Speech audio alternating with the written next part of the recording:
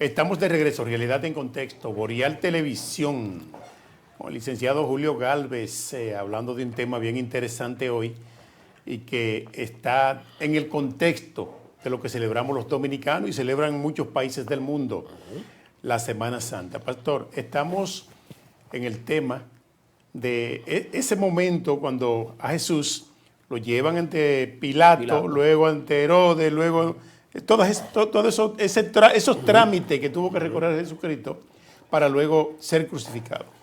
Bueno, después que está en manos de Pilato, que Pilato no haya de qué acusarlo, dice que él quería soltarlo.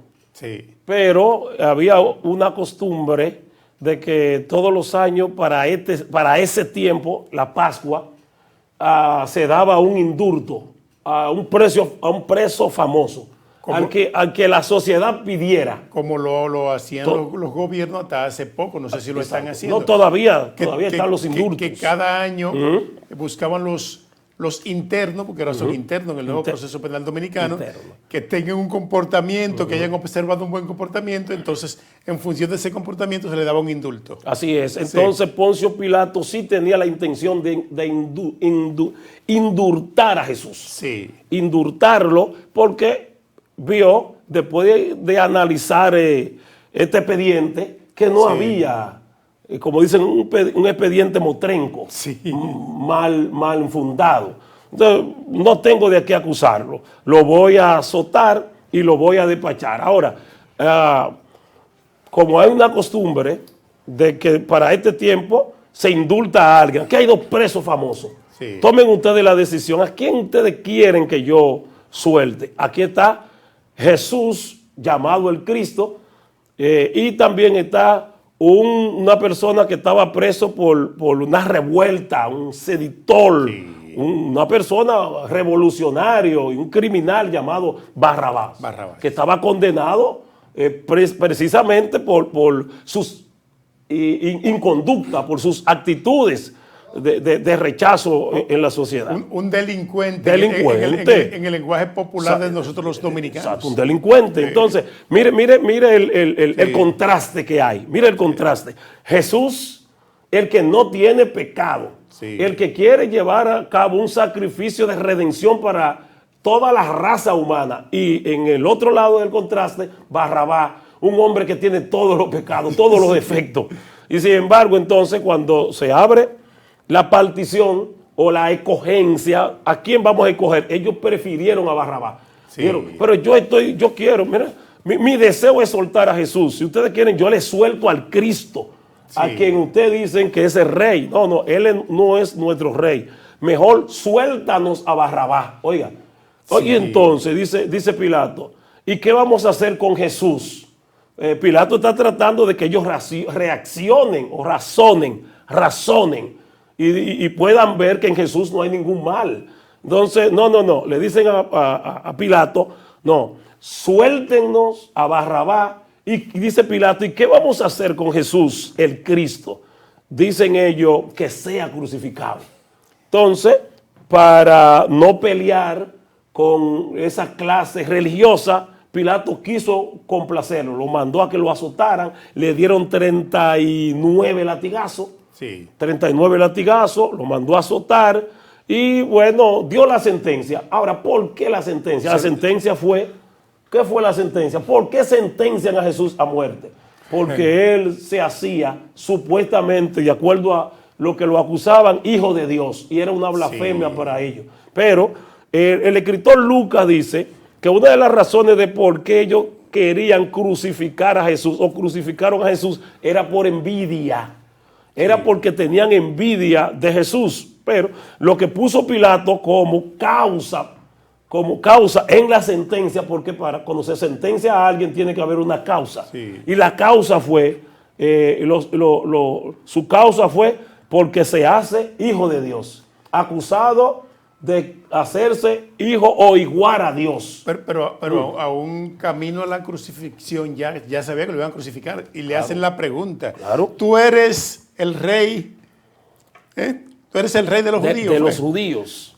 Y él dice... Tú lo has dicho. Sí, tú lo has dicho. O sea, es una lo que él está diciendo, tú lo has dicho, es una afirmación. Exacto. Cuando a él le preguntan, tú eres el rey de los judíos. Sí. Porque Pilato está buscando la forma de exhortarlo.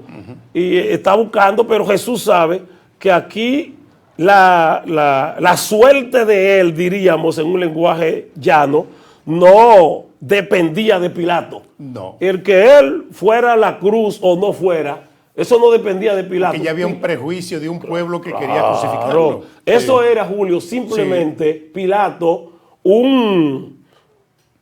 alguien a quien Dios iba a usar, a quien Dios iba a usar en el proceso. Era como un instrumento que Dios iba a usar en el proceso de la crucifixión.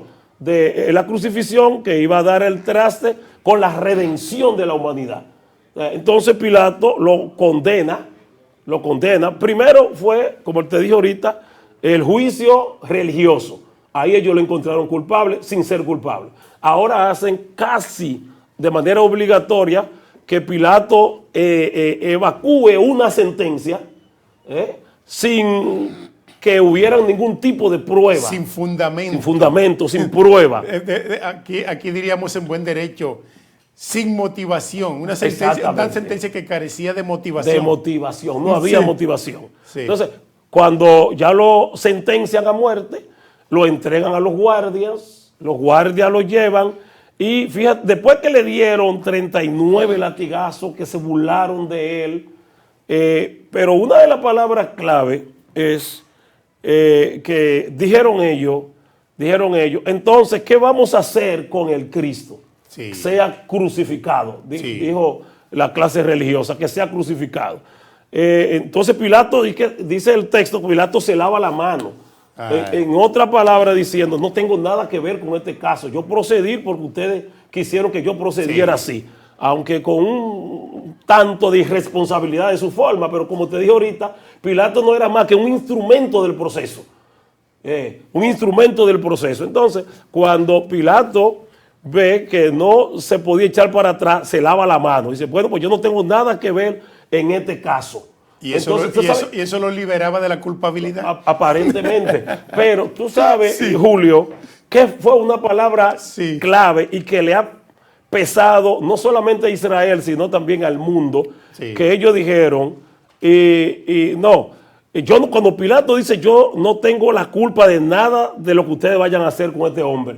¿Sabe qué dijeron ellos? Sí. Que caiga la culpa de él sobre nosotros. Sí. Usted sabe que la muerte de Cristo para los que lo ejecutaron es una maldición. Sí. Y por eso Israel fue un pueblo de mucha dificultad, que pasó mucho maltrato porque crucificaron, dieron la orden o insinuaron o influyeron en la palabra para que Cristo fuera crucificado. Y esa maldición cayó. Todavía Israel es un pueblo que a esta altura, bueno, no hace tanto que Israel que se levantó como nación en 1947, más o menos por ahí, después de la Segunda Guerra Mundial. Y parece contradictorio porque de ser el pueblo elegido de Dios, así es, pasa a ser un pueblo que después Dios tira muchas maldiciones sobre ese pueblo por haber hecho lo contrario.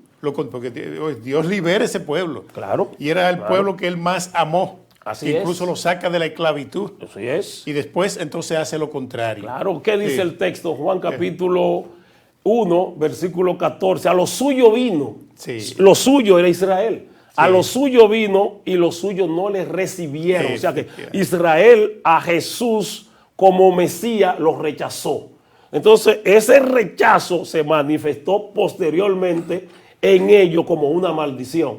Sí. Pero mientras a Jesús lo entregaban en las manos de los soldados, los verdugos romanos, después de haberlo azotado, dice que lo llevaban, lo obligaron a cargar su cruz, porque una persona sentenciado a la crucifixión tenía que cargar su cruz públicamente, porque era una vergüenza, debían exponerlo a la vergüenza y al escarnio público. Pero la cruz que le pusieron a Jesucristo era la más pesada de todas, que no se le habían puesto a ser viviente alguno en la tierra. Bueno, la cruz, Julio, era pesada en todo el sentido. Sí. Tanto en el sentido físico como en el sentido espiritual, porque en esa cruz estaba ejemplificado o simbólicamente el pecado de la humanidad. Sí. O sea, el cargar esa cruz era como cargar de la humanidad su pecado. Doble peso. Eso tiene una implicación en el mundo espiritual muy profundo.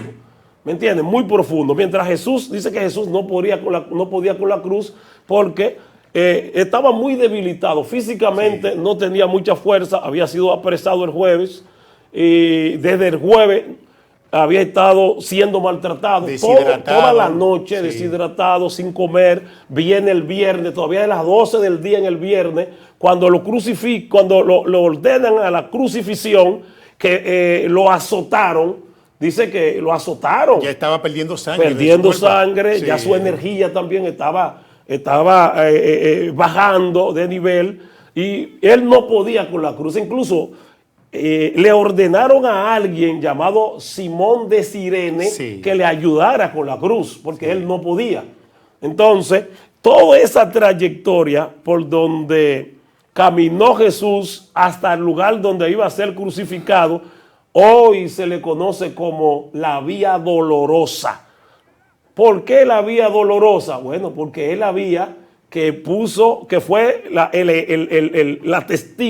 el testigo del sufrimiento por donde ese fue el tránsito que recorrió sí. Jesucristo para llegar a la cruz. La vía dolorosa, el tránsito que recorrió Jesús para llegar a la cruz. Efectivamente. La vía dolorosa. Vamos a continuar con el tema luego de la pausa. Regresamos en breve.